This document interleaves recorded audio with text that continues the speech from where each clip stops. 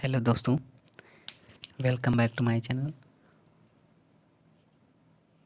और इस वीडियो में हम करेंगे इन्वायरमेंटल इंजीनियरिंग के जो क्वेश्चन है यूनिट थर्ड के, वो देखेंगे कि कौन कौन से क्वेश्चन बन सकते हैं आपके यूनिट थर्ड से।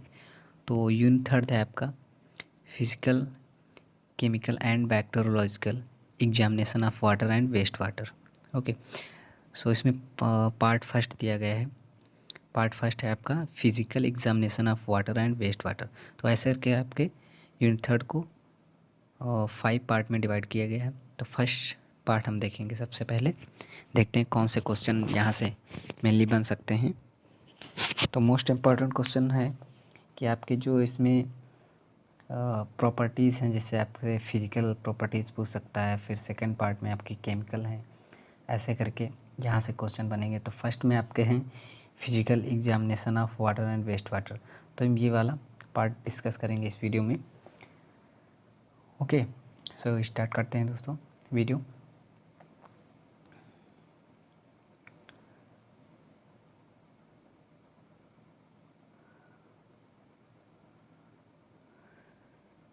तो सबसे पहले यहाँ पे आप देख रहे होंगे कि ये फिजिकल कैरेक्टरिस्टिक्स जो होती हैं वो कौन कौन सी होती हैं। फिजिकल कैरेक्टरिस्टिक्स ओके, फिजिकल होती हैं, केमिकल होती हैं, बैक्टीरियोलॉजिकल होती हैं। कुछ चीज़ें आप नाम से समझ सकते हैं, जैसे फिजिकल हो गया। केमिकल मतलब जिसमें केमिकल लाइक यूज़ होंगे, केमिकल टाइप के चीज़ें होंगी। और बैक्टीरियोलॉजिकल मतलब बैक्टीरिया से रिलेटेड होंगी।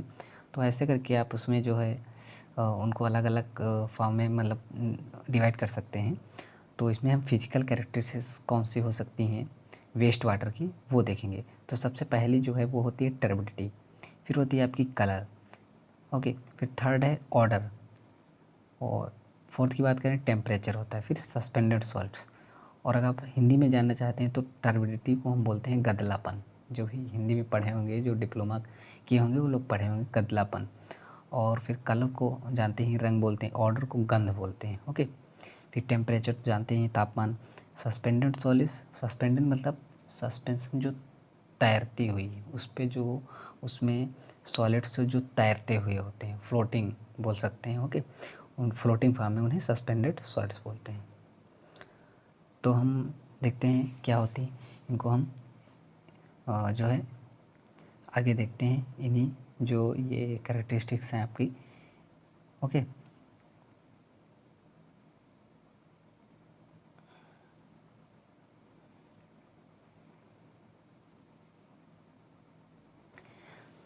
तो यहाँ पे दोस्तों देखिए कि जो है ये क्वेश्चन आपका है write in note on various physical properties of waste water. तो ऐसे करके आप यूनिट को तैयार कर लेंगे। फिजिकल, केमिकल एंड बैक्टीरियोलॉजिकल जो इसकी होंगी, तीनों आपसे तैयार होनी चाहिए। तीनों में से कुछ भी पूछ सकता है, दो पूछ सकता है, या डिफरेंस भी पूछ सकता है। तो इसमें बहुत सारी रहती, तो चांसेस ये बनते हैं कि एक ही क्वेश्चन पूछा था। मतलब एक क्या मतलब, जैसे आपसे फिजिकल पूछ सकता है, या फिर केमिकल पूछेगा, या बैक्टीरियोलॉजिकल। दो कभी नहीं पूछेगा, बहुत रेयर केस में। ओके, तो इसमें जो है टेम्परेचर, टेम्परेचर पे आप हेडिंग डालेंगे, उसके बाद जो है उसमें लिखेंगे। क्या लिखना है आपको? टेम्परेचर इफेक्ट्स, इफेक्ट्स कैसे करता है टेम्परेचर। ओके, तो ये जो उस वेस्ट वाटर को कैसे अफेक्ट करेगा, प्रभावित कैसे करेगा, वो चीज़ इसमें बताया गया आपसे। तो कैसे अफेक्ट कर रहा है, जो देखिए biological activity of bacteria present in sewage, viscosity and solubility of gases in sewage. The average temperature of sewage in India is 20 degree Celsius. तो क्या बोल रहा है यहाँ पे, ये कह रहा है कि जो आपकी टेम्परेचर कैसे अफेक्ट करेगा, जो बायोलॉजिकल एक्टिविटी होती है बैक्टीरिया की, किसमें? प्रेजेंट इन सीवेज, सीवेज में जो बैक्टीरिया उपस्थित है, प्रेजेंट है, उसकी जो बायोलॉजिकल एक्टिविटी होंगी। ओके, और विस्कोसिटी होगी, विस्कोसिटी सांद्रता जिसे बोलते हैं, या फिर solubility of gases in sewage, मतलब सीवेज के अंदर जो सॉल्युबिलिटी ऑफ गैसेस मतलब गैसेस कैसे मिली हुई हैं, कैसे उसके साथ मिक्स हुई हैं, उसमें कौन कौन सी गैसेस घुली हुई हैं। ओके, सॉल्यूबल है उसके अंदर, तो उनके बारे में यहाँ पे ये बताता है, उसी को इफ़ेक्ट करेगा बायोलॉजिकल एक्टिविटी। ये सारी चीज़ें जो है उसमें इफ़ेक्ट करेगा टेम्परेचर। तो जो एवरेज टेम्परेचर सीवेज लिया जाता है, जो एवरेज टेम्परेचर लिया जाता है किसका? सीवेज का, इंडिया में, भारत में जनरली लिया जाता है आपका 20 डिग्री सेल्सियस, इसमें ये आपका बोल रहा है। तो आपको इतना लिख देना है बस, ज़्यादा नहीं लिखना है। ओके, इतना लिख देंगे काफ़ी है। फिर सेकंड नंबर है आपका, सेकंड नंबर है कलर। कलर क्या होता है? Colour can be detected by necked आई। आप मतलब देख के भी ऐसे ही देख सकते हैं, नॉर्मली अपनी आंखों से देख के देख सकते हैं, हरा लाल जो भी कलर देखते हैं ऐसे समझ जाएंगे। ओके, देन क्या है? And it indicates the freshness of sewage. ये क्या इंडिकेट करेगा? ये आपका जो है सीवेज का क्या कहते हैं, फ्रेश है सीवेज, ये कैसा है, फ्रेशनेस, सीवेज के फ्रेशनेस को मतलब अभी भी मतलब ताज़ा सीवेज है इसकी क्या कहते हैं, इंडिकेट करता है वो। फिर कलर्स में formed due to presence of some specific industrial waste. तो कलर्स जो है बहुत से टाइप्स में हो सकता है, डिफरेंट कलर्स में हो सकता है, किसके कारण?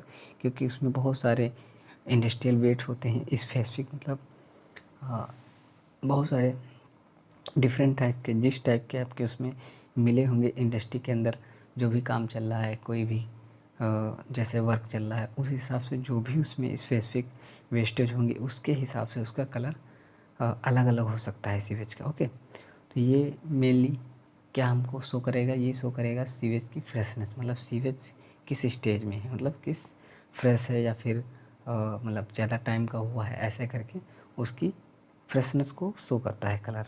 ओके, फिर थर्ड है आपका ऑर्डर। ऑर्डर क्या करेगा? ऑर्डर से हम समझ सकते हैं, जैसे बोलते हैं गंध, ओके, स्मेल ऐसे बोल सकते हैं। तो फ्रेश सीवेज जो होता है वो ऑर्डरलेस होता है। फ्रेश सीवेज आपका जो होगा ऑर्डरलेस, मतलब गंधहीन होगा, उसमें किसी प्रकार की गंध नहीं होगा अगर फ्रेश होगा। ओके, बट इन 3-4 आवर्स, मतलब अगर 3-4 घंटे आपके बीत चुके हैं, 3-4 घंटे बाद देखेंगे, it becomes stale with all oxygen present in sewage being exhausted and start producing offensive odours. मतलब उसमें जो ऑक्सीजन है, ऑक्सीजन क्या करता है, उसको फ्रेशनेस देता रहता है। तो ऑक्सीजन 3-4 घंटे में उसके अंदर जब ऑक्सीजन ख़त्म हो जाती है, all oxygen present in sewage, जितनी भी ऑक्सीजन होती है वो ख़त्म हो जाती है, उसके बाद क्या होता है, वो स्टार्ट हो जाता है ऑफेंसिव ऑर्डर, मतलब उसमें गंध आना स्टार्ट हो जाएगी। इतना आप लिख देंगे ऑर्डर में। फिर आता है सॉलिड्स। सॉलिड्स कौन कौन फॉर्म्स में हो सकते हैं वो देखेंगे।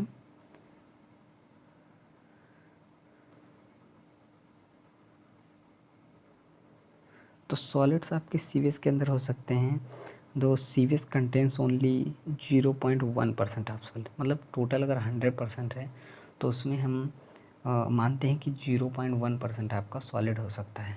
बाकी जो 99.9 लगभग जो आपका होगा, 0.1 माइनस कर देंगे आप 100 में से, कितना आएगा, जो भी आएगा उस वो जितना बचा हुआ है 0.1% के अलावा 100% में, वो क्या होगा आपका, वो आपका होगा लिक्विड फॉर्म में। ओके, लिक्विड फॉर्म में हो, बाकी सारा जो है बहुत कम ही सॉलिड रहता है सीवेज में।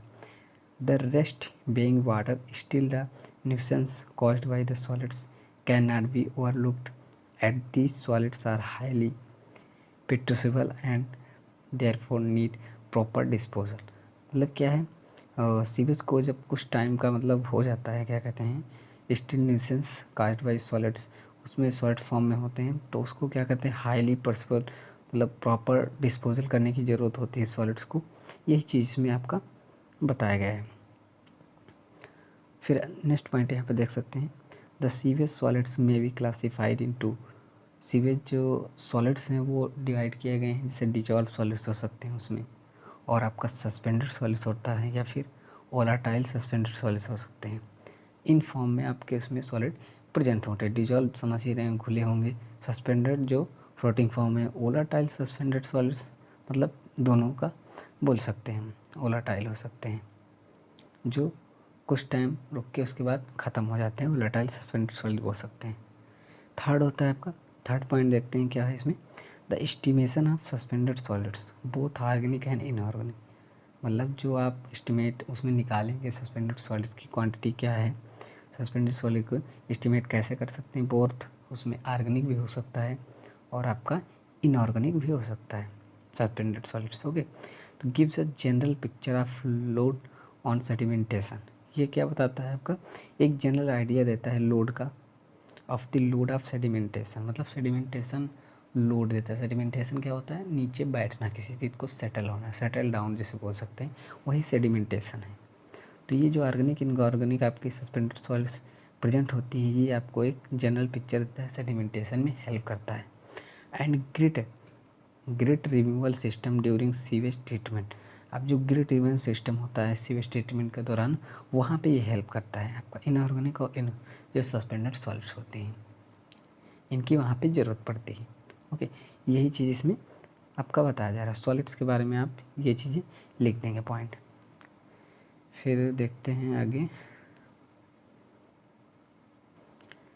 फिर दोस्तों यहाँ पे पॉइंट देख सकते हैं, fourth point, dissolved inorganic fraction is to be considered when sewage is used for land irrigation और एनी अदर यूज प्लांट। मतलब अब अगर सीवेज को लैंड इरिगेशन में यूज करते हैं, क्योंकि जैसे सीवेज को कैसे यूज करते हैं आप गाँव में देखे होंगे, गोबर वगैरह या जो भी सीवेज ट्रीटमेंट निकलता था उसका हम यूज कर लेते थे खाद के रूप में, वैसे आप यूज कर सकते हैं। डिजॉल्व इनऑर्गेनिक जो भी होगा fraction is to be considered when sewage is used for land irrigation any other use, मतलब रीयूज प्लान के लिए आप यूज कर सकते हैं।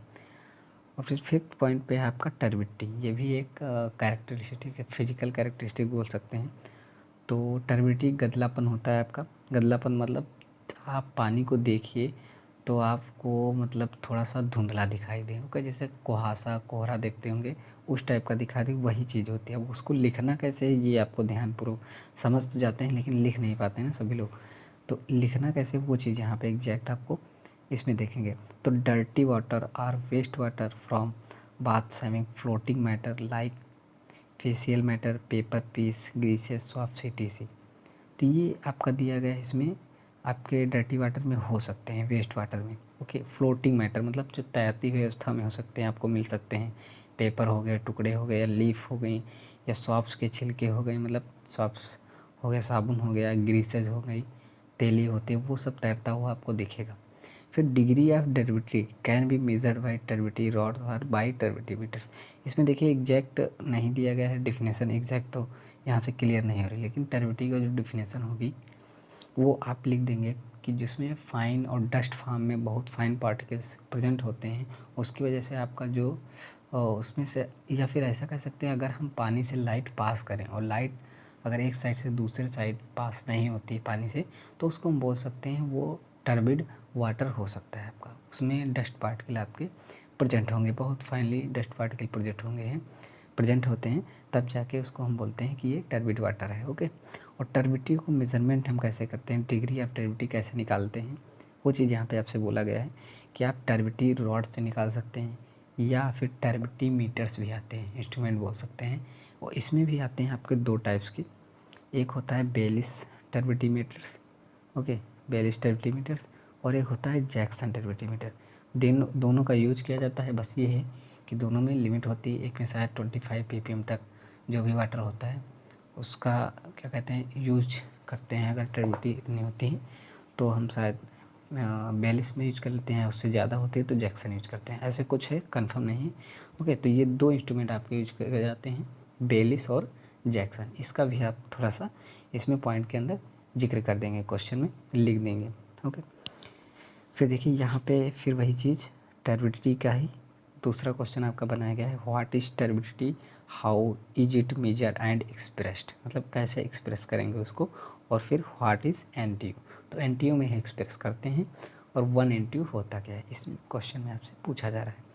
तो देखते हैं दोस्तों इस क्वेश्चन को भी, क्योंकि इंपॉर्टेंट क्वेश्चन है ये भी।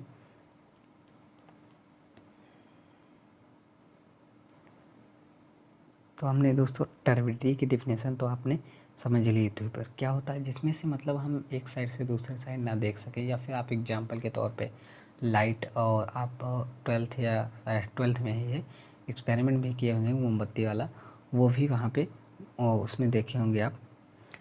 तो क्या है यहाँ पे मेज़रमेंट आप कैसे करेंगे टर्बिडिटी का, वो हम देखेंगे। तो turbidity measure by turbidity rod या फिर टर्बिडिटी मीटर से with optical observation and expressed at amount of suspended matter in mg per litre. किसमें एक्सप्रेस करेंगे उसको आप दिखाएंगे mg पर लीटर में, मतलब यूनिट बोल सकते हैं। यूनिट क्या होगी, mg पर लीटर होगी, या फिर mg पर मिलीग्राम पर लीटर को क्या बोलते हैं, पीपीएम। पीपीएम का फुल फॉर्म क्या होता है? Parts per million. पीपीएम का क्या होता है? Parts per million. Meter turbidity unit full form ये होता है, क्या होता है उसको डिफाइन किया गया है, परिभाषित किया गया है यहाँ पे। The units turbidity from calibrated nephelometer are called nephelometric turbidity units बोल सकते हैं, या फिर नेफ्थलोमीटर भी बोलते हैं इसे। Water containing 1 milligram of finally divided silica पर लीटर एट टर्बिटी 1 ट्यूब। वही एनटीयू जो डिफिनेशन वहाँ पे थी वही चीज़ ये भी। और इसको हम जैसे जैक्सन में जब मेज़र करते हैं, मेज़रमेंट इसका 2 टाइप्स में करते हैं हम।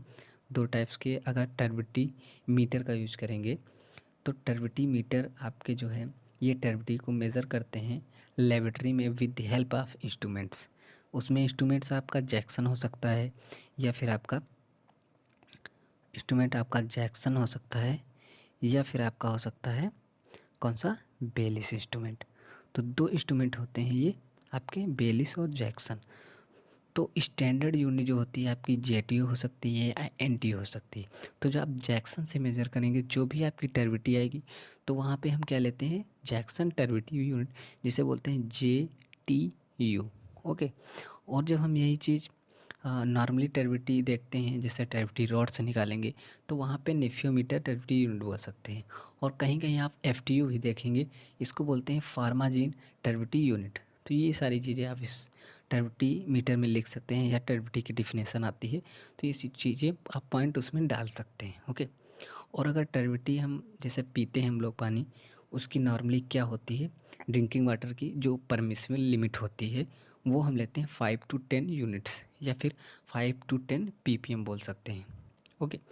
तो 5 to 10 यूनिट्स होनी चाहिए या ppm होनी चाहिए, क्या? टर्बिटी किसकी? पीने वाले पानी की। तो ड्रिंकिंग वाटर की कितनी होती है? 5 to 10 रेंज में होती है। ओके। नॉर्मली 5 ppm या 10 ppm बोल सकते हैं। और अगर बात करें हम क्लियर लेक वाटर की, तो जो क्लियर लेक वाटर होगा आपका झील का पानी होगा, वहाँ पे टर्बिटी अगर बात करें तो 25 ppm हो सकती है, 25 यूनिट्स हो सकती है।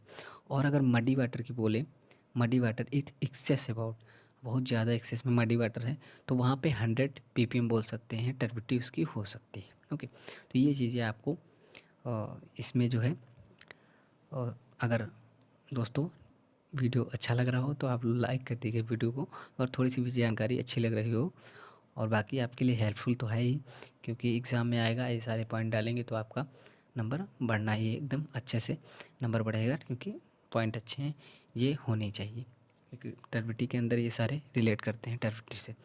और कलर हमने देख ही लिया था, ये तो सारी चीज़ें हो गई। कलर को अगर हम बात करें तो किससे मेज़र करते हैं?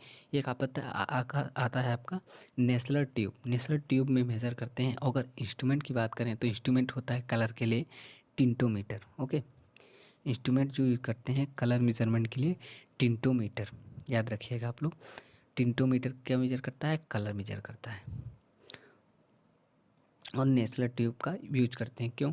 फार precise determination of small colour intensity and instrument use कर, बहुत ही प्रिसाइज डिटर्मिनेशन करने के लिए हम कलर इंटेंसिटी का तो हम यूज करते हैं टिंटोमीटर का।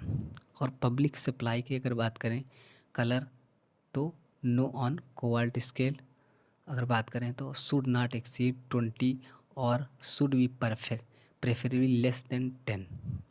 तो क्या हो सकती है आपकी? 10 हो सकती है जो कलर होगा। कलर नंबर कोबाल्ट स्केल पे हम देखते हैं इसका कलर को। तो पब्लिक सप्लाई के लिए ये है, एक्सीड नहीं करनी, 20 से ज़्यादा नहीं होनी चाहिए। ओके। 20 से ज़्यादा नहीं होना चाहिए कलर का जो भी उस पर आएगा नेसलर ट्यूब पे।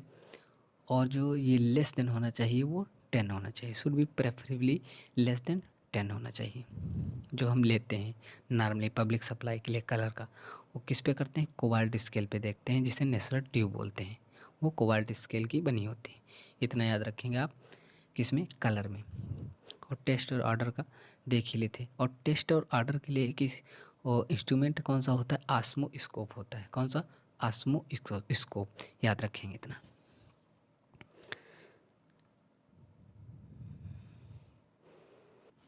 और दोस्तों बात करें अगर टेस्ट एंड ऑर्डर की, तो टेस्ट एंड ऑर्डर जो होता है आपका मेनली वेस्ट वाटर में, वो किस वजह से होता है? ये होता है आपका उसमें जो डिजॉल्व गैसेस होती हैं लाइक H2S हो सकता है और CH4 हो सकता है, CO2 हो सकती है, O2 हो सकती है और बहुत सारे मिनरल सब्सटेंस हो सकते हैं like NaCl and iron carbonates and sulphate of other elements.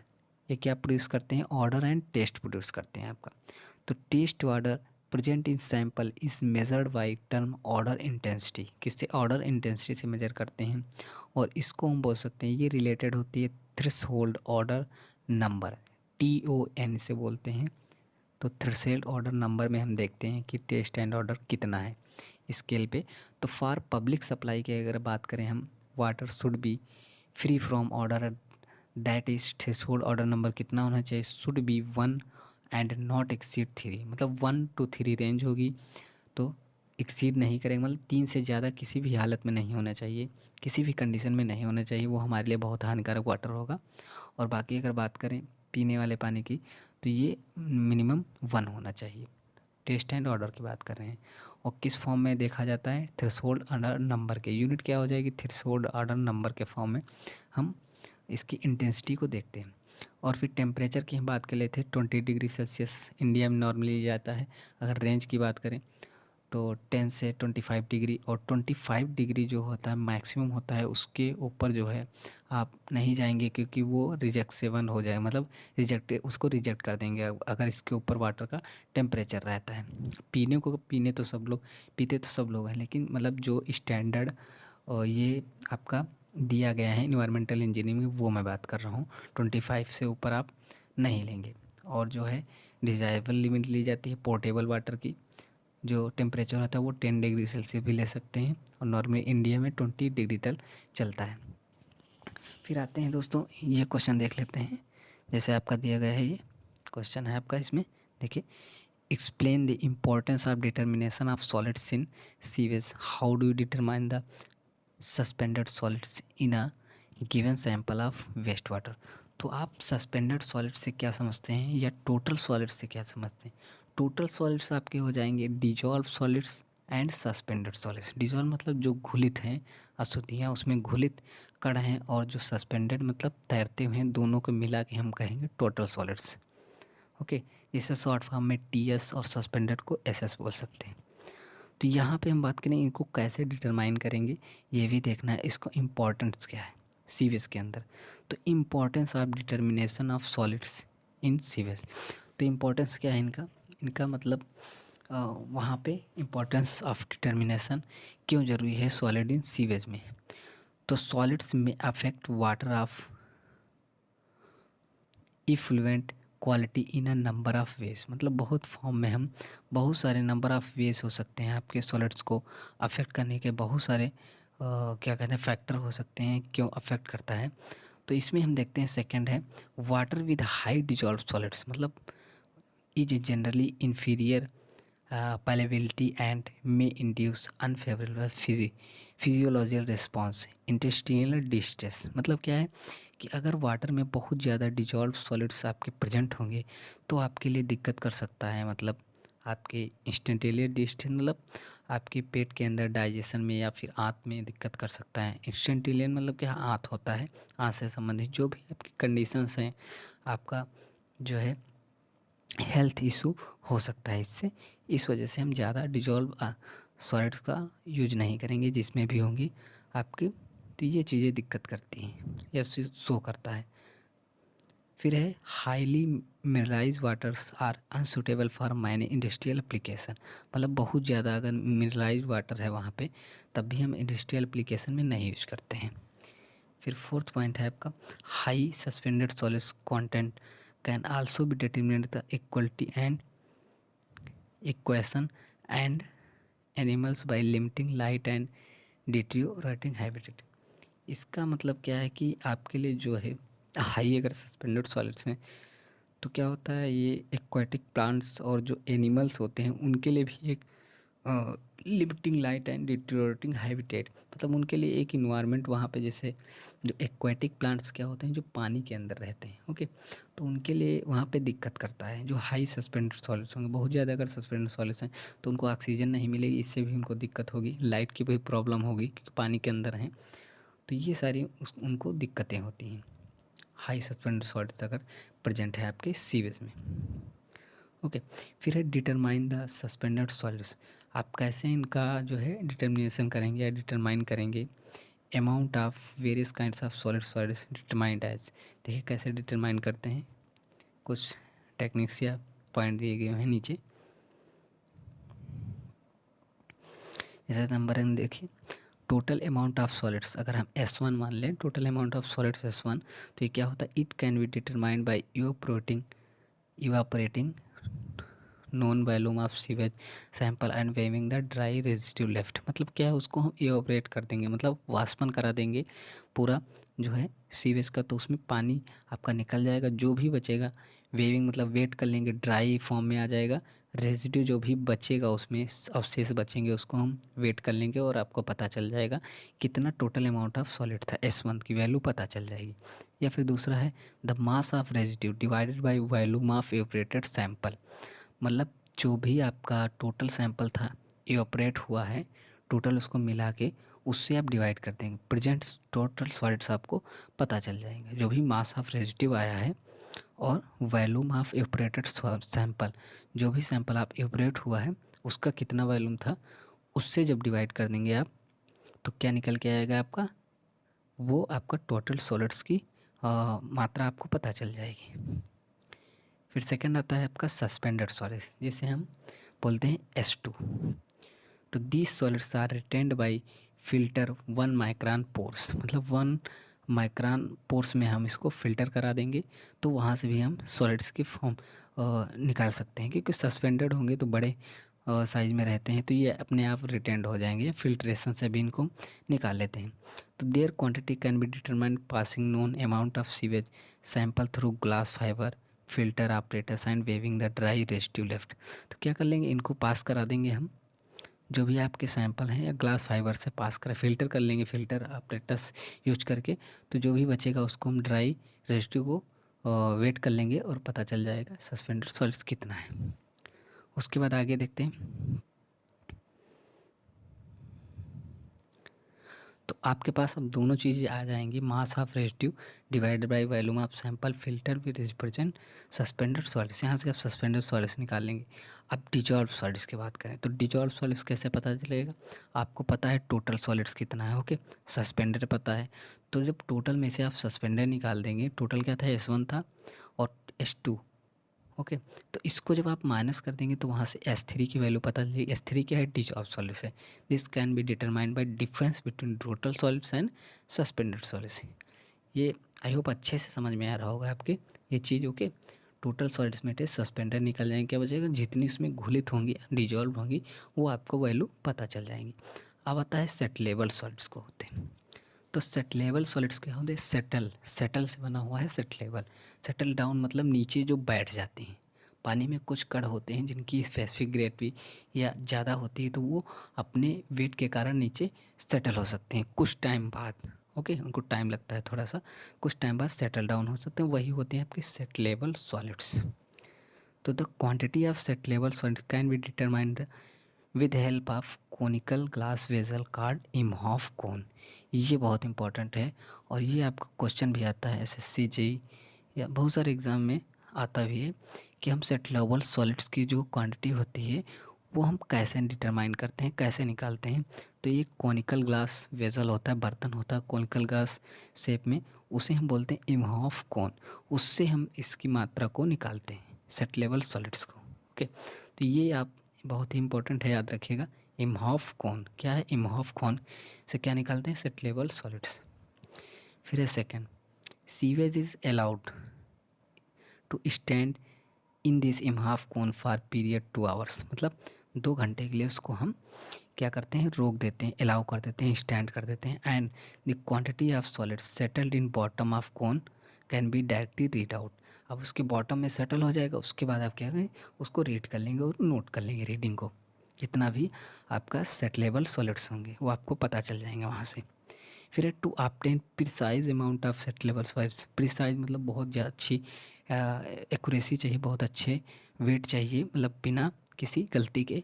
The liquid from the cone should be decanted off and the settleable solids collected at the bottom of cone should be dried and weighed. मतलब क्या है कि उसको आप should be decanted, मतलब उसमें से decanted of, मतलब जो भी आपका लिक्विड फॉर्म में कौन होगा, कौन में से उसको हम निकाल लेंगे, लिक्विड फॉर्म के सारा निकाल देंगे, जो भी लिक्विड फॉर्म मतलब पानी निकाल देंगे आप, जो भी बचेगा उसको क्या कहते हैं कलेक्ट कर लेंगे, बॉटम पे जो भी बचेगा उसको कलेक्ट कर लेंगे कोन के बॉटम में, और ड्राई कर लेंगे, ड्राइड फॉर्म में बचेगा ड्राइड कर लेंगे, उसके बाद वेट कर लेंगे, उससे भी हमें पता चल जाएगा। ये एक प्रिसाइज फॉर्म होगा, बहुत ही अच्छा मतलब तरीका, अच्छा रिजल्ट हमें देगा। और बाकी नॉर्मली अगर देखें तो इमहाफ कौन से आप निकाल सकते हैं। तो दोस्तों इसमें जो है इतना ही करेंगे इस वीडियो में, क्योंकि वैसे भी वीडियो आधा घंटा का हो चुका है, बहुत ज़्यादा टाइम लगता है, क्योंकि जो इसमें मैं दिखाता हूँ क्वांटम में जो होता है उससे ज़्यादा ही मैं चीज़ें बता देता हूँ, और बहुत चीज़ें इस वजह से टाइम लग जाता है। ओके, तो अभी आप लोग पढ़िए, अभी टाइम भी बहुत है, तो जो भी है अभी इसको देख सकते हैं और आपके लिए हेल्पफुल होगा।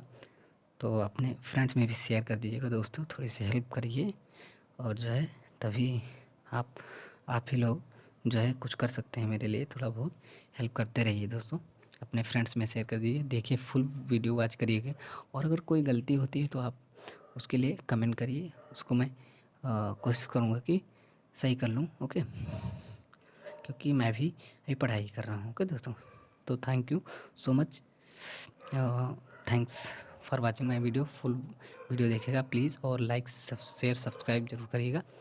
ओके, थैंक यू, मिलते हैं नेक्स्ट वीडियो में।